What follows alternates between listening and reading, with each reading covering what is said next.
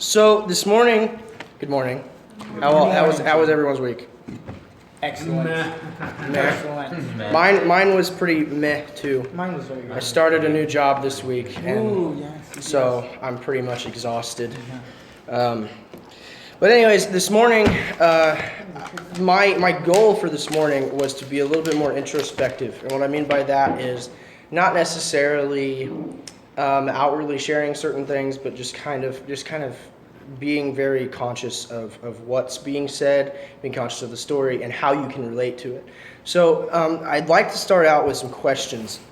And again, you don't have to answer them out loud. We don't need to hear them. It's probably not going to add to the lesson at all. Just be thinking in your head of these things, and remember that, and be conscious about this throughout this lesson, and hopefully you can get more from it that way. So, just two questions to start out with. When have you experienced obstacles, whether physical or spiritual, between you and the Father?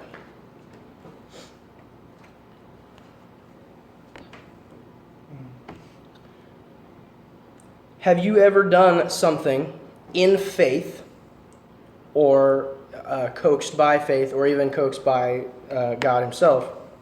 Have you ever done something that others frowned upon?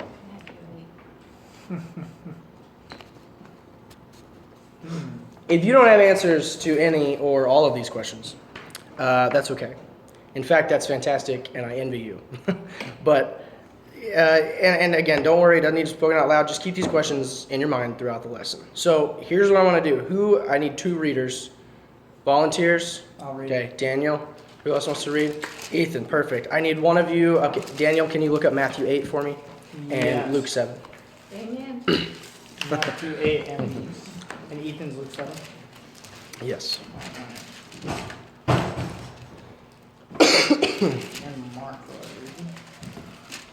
Here we go. I got Matthew 8. You just holler at me when you need to go. 5 through 13. It will be... Of course, I didn't write them down. If it's the faithless centurion, it's 5 through 13. As far as Luke 7 is concerned, yeah, it is... Oh, okay. Luke 7 is 1 through 10 But for Matthew 8 you, might and then be- Matthew 8 would be 5 through 13, I believe.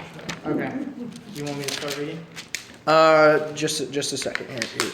Before we start reading, we'll just let me go through an overview here. Okay, so the reason there's a reason that we have two different passages going on here. First of all, obviously they're the same story, just from two different accounts. Matthew and Luke, the books themselves, were written around the same time, around 60 A.D., with a 5-year discrepancy there. We're not sure where Matthew was written in there. But Matthew focuses on proving that Jesus was the Messiah, whereas Luke is trying to provide a more accurate account of his life in a more humanizing way, so emphasizing on the human aspect of Christ. Matthew, of course, was a tax collector who became the disciple of Christ. This particular story was written especially to the Jews. Now, while it's not really in letter form, it was just for their benefit. But he had the Jewish community in mind there. In the beginning, Luke was a physician and a friend of Paul.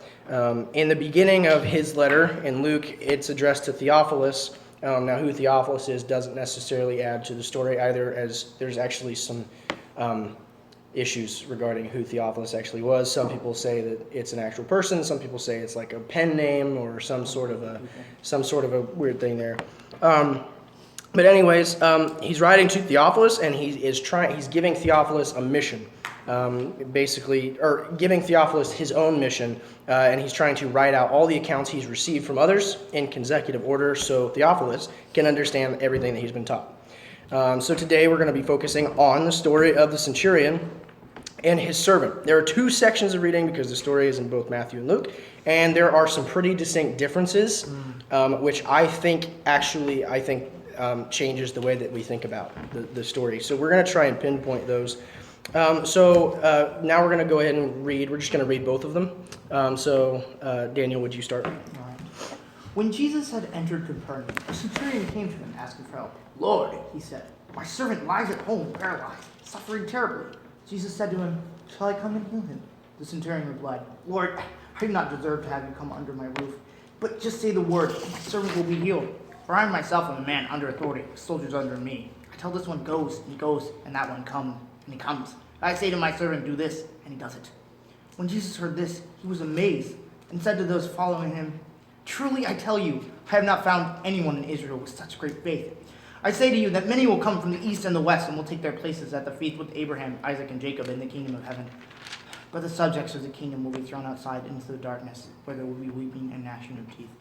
Then Jesus said to the centurion, Go, let it be done, just as you believed it would. And his servant was healed at that moment. Excellent. All right, would you go ahead and read your version? When Jesus had finished saying all this in the hearing of the people, he entered Capernaum.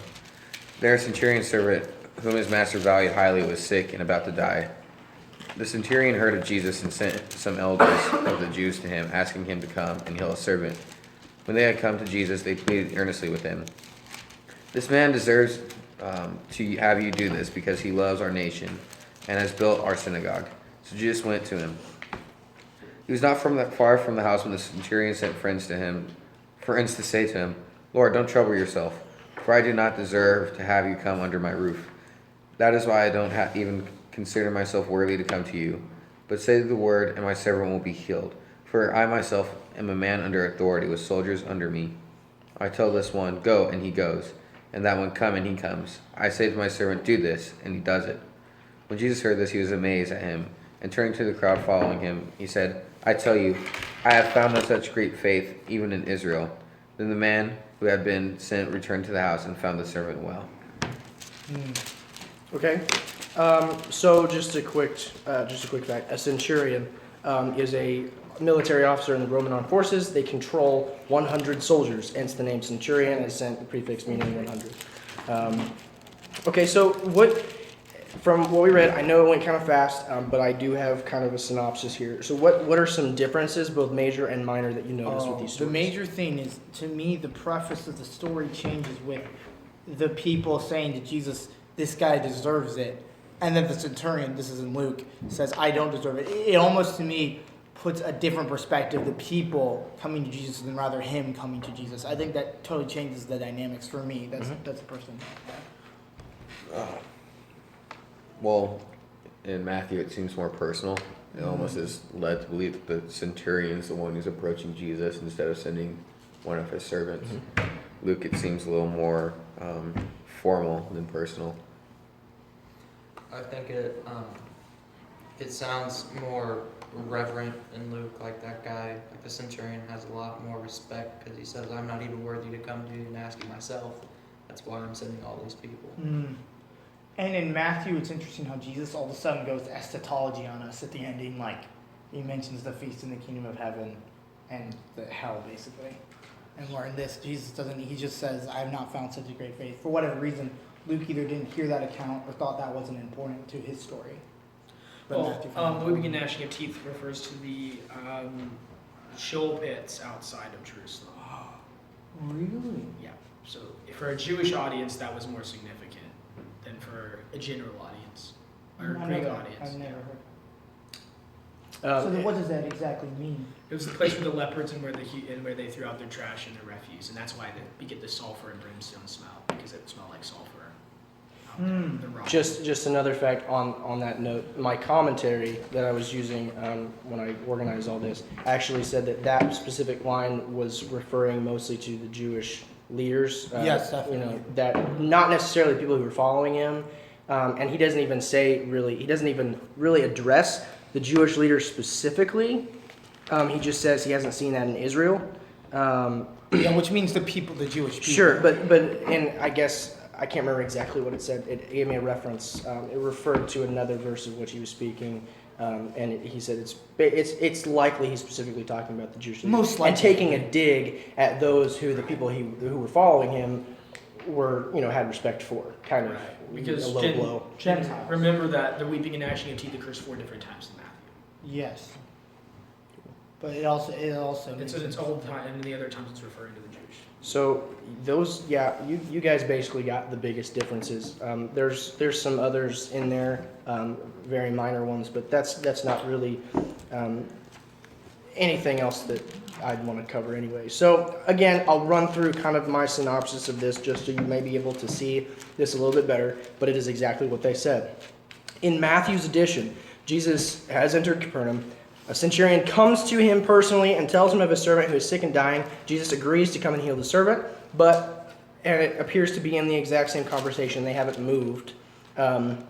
The centurion argues with Jesus, claiming that he isn't worthy, explaining that even he has an authority over many people, is still unworthy of Jesus even coming into his home. Jesus then marveled at the man's abundance of faith and turns to his followers of the time, stating that he hadn't even seen anything like that in Israel. And from where he was standing, he healed the servant. Okay, so this is all in one spot. They're in one conversation. They have not moved. In fact, this conversation, I don't know, maybe took less than what I took to read it. I'm not certain. But in Luke's edition, Jesus has also entered Capernaum. The centurion hears that Jesus is in town and sends some Jewish leaders. That's important. A Roman soldier sends Jewish leaders to ask Jesus to come and heal the slave. The leaders then claim they kind of fight for the Roman soldier, saying that he deserves this. He is well respected. He loves the nation. He built the synagogue. Jesus goes with them. So he's left the area. And when he's not far from the house, the centurion sees him coming and sends more friends out to greet Jesus, where they recite the same unworthy speeches before. And Jesus also recites the same dig at Israel before, and the servant is healed on the spot. So, very distinct differences. In fact, it completely switches locations, as you might understand. So, okay, just shout out what concerns you about these differences. Why do the Jewish leaders care about a Roman centurion? Okay. Because he was probably actually Jewish. He probably shared the same faith, most likely. He probably He was definitely a God. He was definitely a God-fearing centurion. But that happened a lot. The same happens in Acts. Interestingly enough, the same. I don't think this is the same centurion. Probably not. But there's a centurion in Acts named Cornelius in Caesarea, and Luke does the same thing again.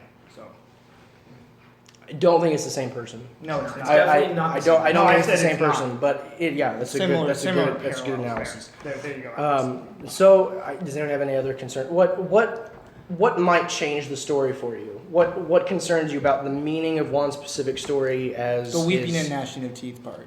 Totally. Okay, yeah, that's only in one of them, That's true. That's one thing that I think is the difference to me.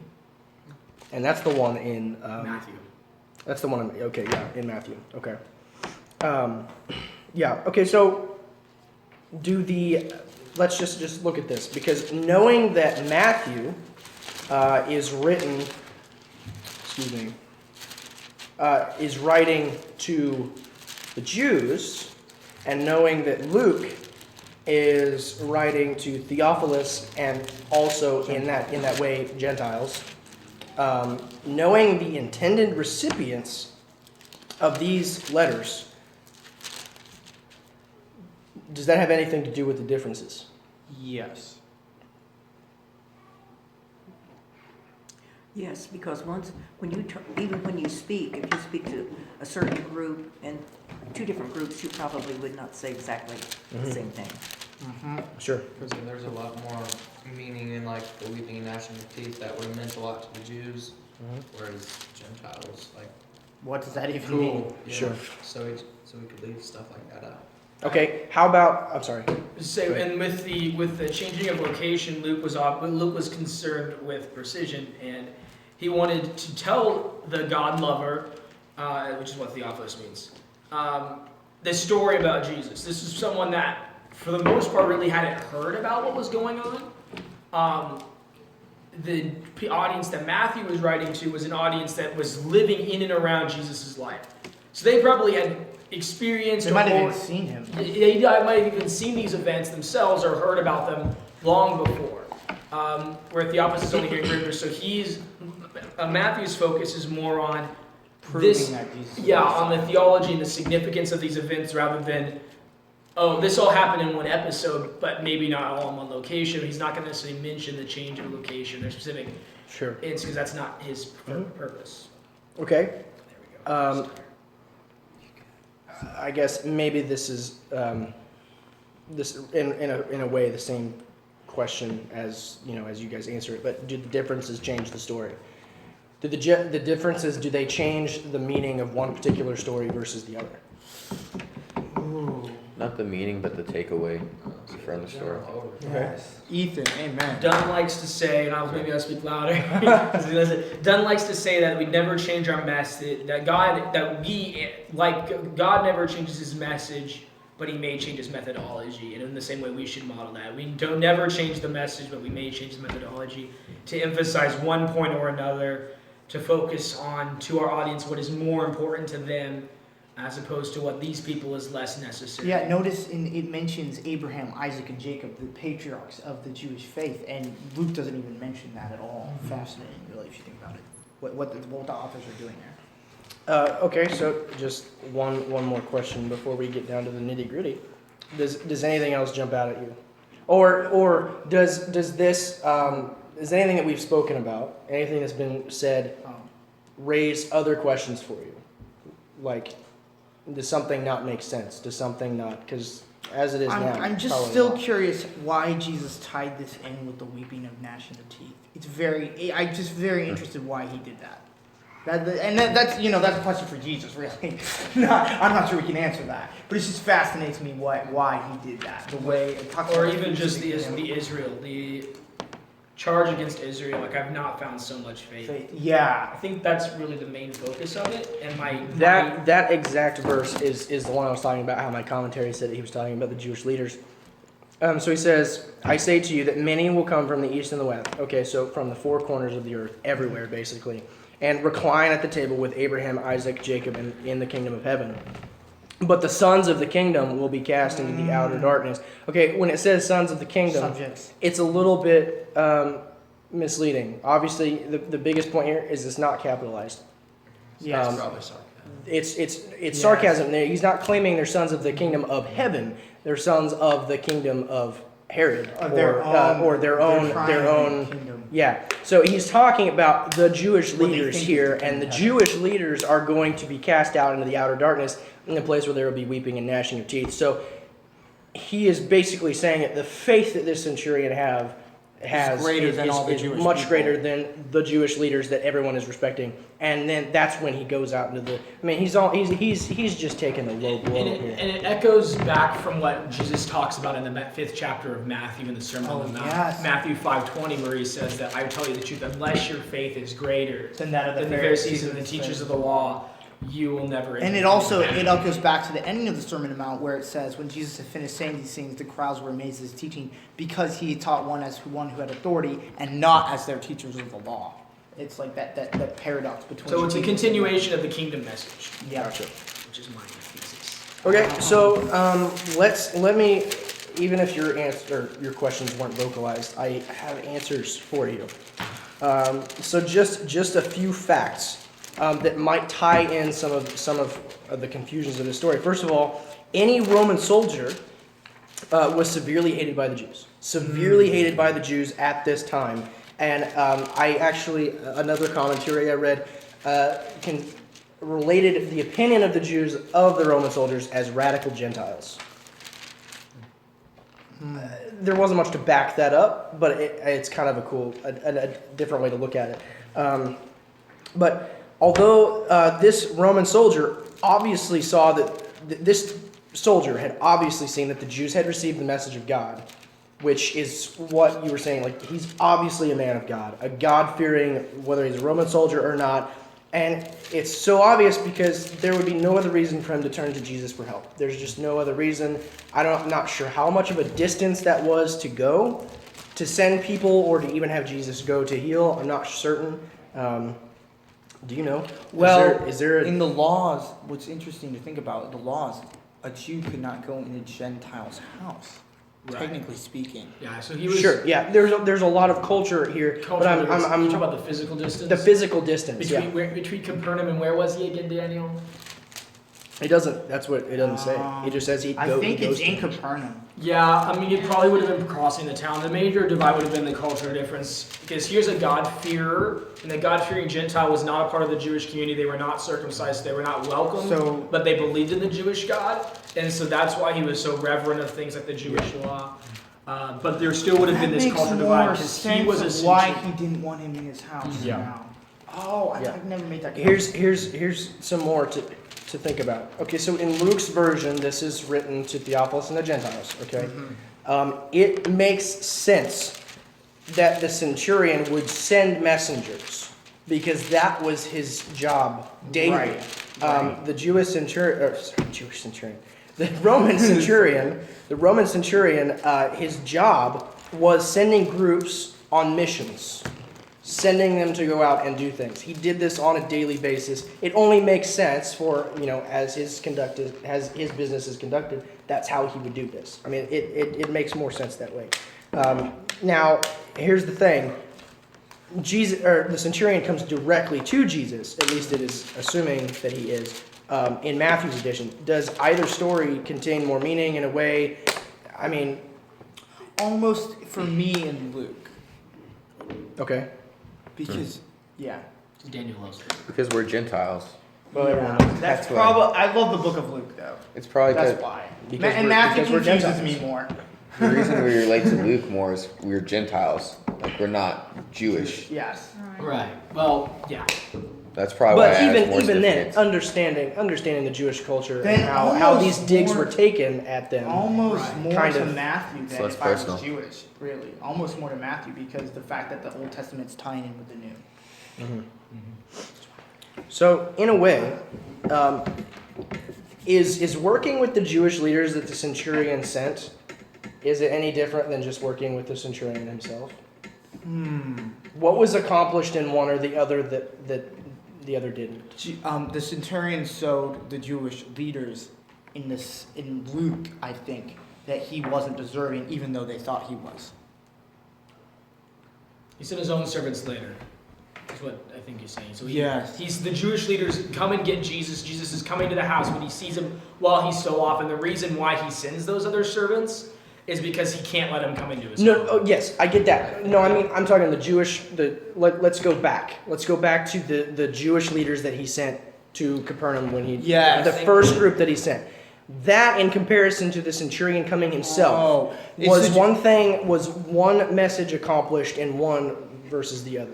I think by sending them, it speaks to the centurion's character that the Jewish leaders would care about a Roman soldier, a Roman centurion who's in charge of the soldiers. Like that just speaks volume to his character, and so you really get a view of, I think, of how respected this guy really is, to be able to say, hey, can you do this for me? And then their willingness to actually. Okay. Exactly, because they wouldn't want it on Exactly. Okay, for but- Gentile. Not that time for me to go. Yeah. You can get the keys to one of these guys and they can just drop it off. Or I can give them to you, Okay. and no one needs to say anything. I don't want to say anything. It's on video though. Yeah, it's on video. You can cut that out. I'll edit that out. And, Sounds gonna be like, why is there and this just an sentence edit? explaining it. Okay. Steve's right here, and the next thing you know, he's gone. Yeah, I will. Here is my question for you after you said that. Okay, you said that it means so much more that the centurion is talked about by the Jewish leaders. It means so much more for his character. What does it say about the centurion's character coming directly to Jesus? Ooh. Oh, Says that it's almost he thinks he's Lord, maybe. Hang on a second. No. Hang on a second. No, it says that he's more. That would be more bold, and that would be, to me, sending the leaders is more out of. Like, it shows he has more reverence for Jesus's lordship, and he's more sensitive to the culture. Whereas if he would have just walked up to him, like that would be that aggressive Roman soldier. I would say coming out and be, hey, I have a problem. I need you, and it's both good. It's just Okay. different. Maybe the setting more about who he's approaching. Right. And the group he's approaching and their feelings about him and his character before they understand that he's coming to ask Jesus for help. He's kind of going out of his comfort zone. Is what I mean. While he may have been demanding, and that could have been his authoritarian attitude coming out, It wasn't. it took a little bit more faith and love from him, I think, to go in the midst of all these people. Yeah, I mean, think about it. The crazy. You're talking, this is not just Jesus walking down the street. This is Jesus walking down the street with a group of people following That's him. true. Jews Hundreds of people. following him, and this Roman soldier who is universally hated by the Jews coming up to him, kind And of bowing down, right? I think he's on stooping his to a knees. lower level. That's kind of what I... Right, because if you send Yeah. Jewish leaders as your representatives, as much as it says that the Jews are hailing him and because to his character, it's the exact reason why he sends them. Because Sure. all of a sudden there's this Jewish representative, this Jewish, what's the term, patron, basically to say this one's okay. And so now all the Jews that are following Jesus are thinking this one's okay. Sure. Could it have also been that a reason why he sent Jewish leaders was out of courtesy for those Right. who were exactly. following? You know, he's like, okay, listen, I need this, but I'm a Roman soldier, and coming into this area, into this setting right now is a little bit weird. I mean, they're going to primarily just want to hit me, And I'm gonna not stop. necessarily. Yeah, and it's just, you know, it's almost out of courage. Like, I'm not going to cause a ruckus. Exactly. You know, I'm not going to cause a It's ruckus. I'm not probably going to enter a group Also of to his own Jewish people as well, because he wouldn't want to ruckus. Sure. Right, so he's not creating that rebellion that Jesus talks about in his arrest. So, okay, now, because we're still on this topic, which side of the story is true? Both. Luke is probably more historically accurate, but I think both methods are equally truthful with a Okay. capital T. Anyone else have something to say? I would say Luke is more historical. Exactly what I you would- said. I was gonna say that one of the things I talked with Professor Hayes about is kind of the Old Testament and the first few books of the Bible, and that there's not really any way to historically prove them like it happened as so. But what you can see is that there is truth and wisdom in those books, you know. And it's the same way with this. Honestly, we don't know Luke probably is more historically accurate given the nature of how Luke writes, but just the fact that there's historical truth, like there's wisdom in both, Sure. Yeah, is the main thing to take away. I'm gonna throw you all down, and I'm gonna say that was probably a trick question. I think that they're both identical grammatically. When they say that the centurion came to him, does it necessarily mean that the centurion right. is coming to him physically as a person? No, you can even see in the Old Testament, you'll talk kings going places to get things, but it's not the king leaving his kingdom. Right. He's sending people, but in the way that they were dealing with the Jewish leaders, they were dealing also with the centurion. So maybe Matthew just assumed. Right, and It might not even be assuming. It could have just been how he wrote it. Yeah, simply I grammatical. almost mentioned it earlier that in this ancient culture, a messenger was the Representative. of the people. And Luke Yeah. is just so detailed that he had to have that in there. Right, exactly. Which is why literality, but yeah, you're probably 100% correct. That Yeah, grammatically, they both And have. I'm acknowledging that I could be wrong also. I mean, these are just other discrepancies that people will, this is something that people use to refute the Bible. It's like one is wrong, one is right. Which one is it? I think that they're both the same. All the more reason that- And here's the thing, regardless of what it was, they both convey the same message. The centurion was using a method of, first of all, courtesy, and first of all, faith-based, exactly, to reach Jesus and get his servant healed. So that being said, the reason it's written that way also could be this. Matthew is focusing, because he's writing to the Jews, he is focusing on the centurion's faith. Okay, so at the same time that the centurion would have gone to Jesus, probably would have also made the Jews say, whoa, Roman soldier approaching, it would have resonated with them more, okay? He's focusing on the centurion's faith aspect as he is communicating to his Jewish audience, as Luke emphasized the relationship between the Jewish elders and the centurion for his Gentile audience. It's almost advocating a peace there. So Either way, whether it could be grammatically identical at the same time, they're both written for their audience, but they both convey the same message.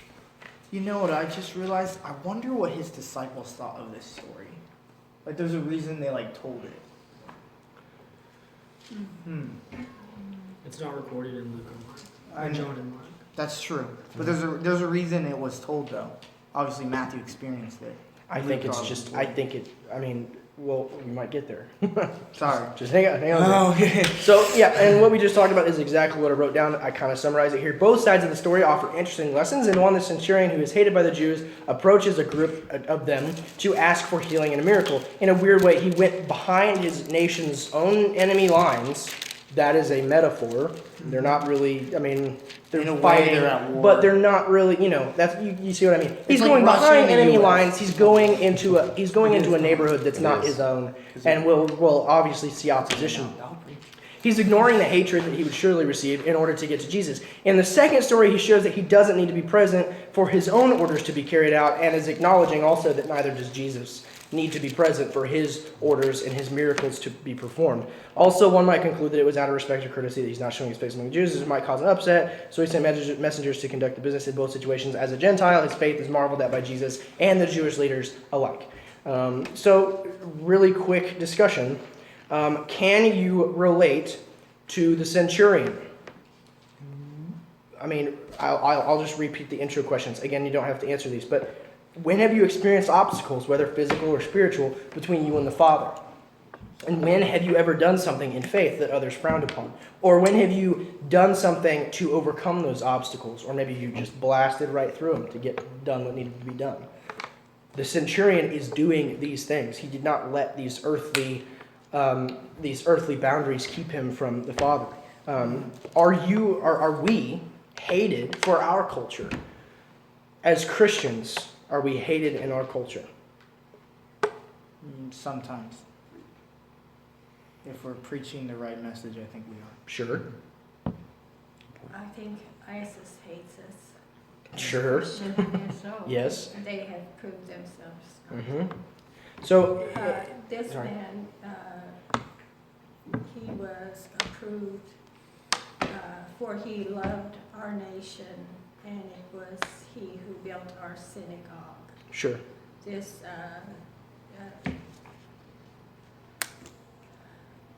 so he was approved in Luke, and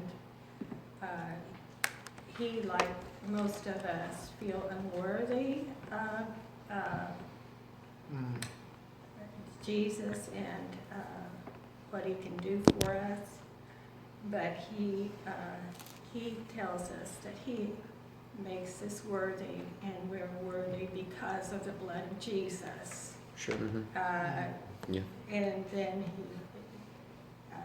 he is commended also by saying that the centurion's was not worthy of him entering under his roof. Mm-hmm. And then he says, Jesus says that I say to you, I have not found such faith with anyone in Israel. Anyway, we know that all power and dominion was given to Jesus, and we awe at his awesome powers, and I'm sure that in Luke he was approved because he had helped build the synagogue. So Jesus is saying that he's worthy, for you've granted this to him, for he loves our nation, and it was he who built our synagogue. So we can relate to him. We have to trust, because we do not see him in the class. Only way we see him is through the lives of you all, and Doris and Connie And and Alyssa. And Alex, and Justin, and I forget yours, and Daniel, Play. and Ethan, Yes. Jacob. Mhm. And That's we're fine. thankful for all of you. You're a great blessing, and you're just wonderfully intelligent. Oh, thank you. Goodness. Blessing from God, that is. So, okay, yes, there's so many ways that we can relate to the centurion. There's just so said many that, ways yeah. that we can do it. But I mean, we all have these earthly forces that want to hold us back, whether that be sin, whether that be other people, basically it's mostly in our head, I would imagine. There's not a legitimate wall. Cultural barrier. Cultural barrier, yeah. I mean, Yeah, there's that story too. yeah, there's not a physical wall keeping us away from God. It's all Sociological it's all this stuff. But like the commentary that I read also said, it outlined how the centurion could have let pride, doubt, money, language, distance, time, self-sufficiency, and power, and race block his approach to Jesus. I mean, so and I'm certain that we've all experienced these obstacles in our lives also. But is there sin that's gripping us and acting as a barrier between us and Christ? As it is now, are we not an equivalent of a Gentile in a Jewish society as Christians in an atheist society? I can certainly think of things in my past that would match this description. I mean, even today, I've noticed myself almost subconsciously going along with certain things, activities, dialogue, because I don't want to hold people back or something. That's just silliness. And I catch myself on it. But I mean, that's just a personal thing that I'm trying to, illustrate as a barrier. And for me, I get caught up in the political rhetoric all the time. And that's my barrier. Yeah. Is I get caught up in that so easily. It's kind of my dad's fault sometimes, but I'll get into that. Well, we actually made a pretty good time today. The only thing I have left is, you know what, guys? Just be centurions. Don't harness in 100 people to do your every, bidding. I mean, I know. Man, Scrap my Wednesday Be the plan. centurion. Be the centurion that goes out of their comfort zone and even maybe into some Just dangerous give up your situations. We have to be dangerous with our faith. Amen. Be dangerous. Take a leap of faith into the danger zone, ignoring all the obstacles, and make it to Jesus. That's all you got to do. So again, I'll just read these questions one more time, and I want you to take these with you the rest of the week. And if you can remember them for the rest of your life, that's fine. But just at least this week. That's just at least this week. Okay, Jake. When have you experienced obstacles, or what obstacles are you experiencing now, whether physical or spiritual, between you and the Father? What obstacles do you have now? And have you ever done, or what are you doing in faith that others frown upon? And and again, we don't need answers. This can just be a personal thing. You just need to be introspective and just think about it. But be honest with yourselves, because you have to understand and analyze everything that you're doing, everything that's going on in your life right now, and pinpoint where you're coming up short. It's a constant battle to figure out what barriers we have and how to overcome them. But it's possible through Jesus. So Can I say one more thing? go for it. Well, the centurion was a Gentile, and his wisdom was he knew of probably of the scripture, and he loved the Jews, and he loved Jesus, and he had faith, and also he had works. Mm-hmm. So it just shows that we need works and faith in Jesus. Mm-hmm. Jesus And his above all. his sacrifice. Yep. Like the old song says, that we're to pick up a cross and follow Follow him. him, In yeah. these days, we are here to see history repeat itself. Jews are in danger, and so are Christians. And we're seeing that portrayed. Mm-hmm. All right. Does anyone have any prayer requests? Unspoken. Okay. Barb is traveling. Okay. Oh, that's why she's not here. Yes. Anyone else? We've got, Ethan has family members coming today. I'm gonna take off. All right, if we don't have any more prayer requests, then I'll just go ahead and pray for us. Or does anyone else want to pray? I want to open that up. No? Okay. So we have unspoken and Barbara's traveling. So. Dear Heavenly Father, thank you for this awesome time that we have of discussion and learning your word and studying so that we might get past all the obstacles in between you and us, God. We understand that they exist. We just need your help to get through them. God, we have some prayer requests this morning. We all have unspoken prayer requests, but specifically, we understand that you can heal all. And we just want to lift up every one of these prayer requests to you. God, our friend Barbara is traveling. We pray for safe travels, and we hope that she can get back soon so we can have her on Sunday morning services. Lord, we want a full house next week. God, be with us this week. We love you. We praise you in your holy name. Amen.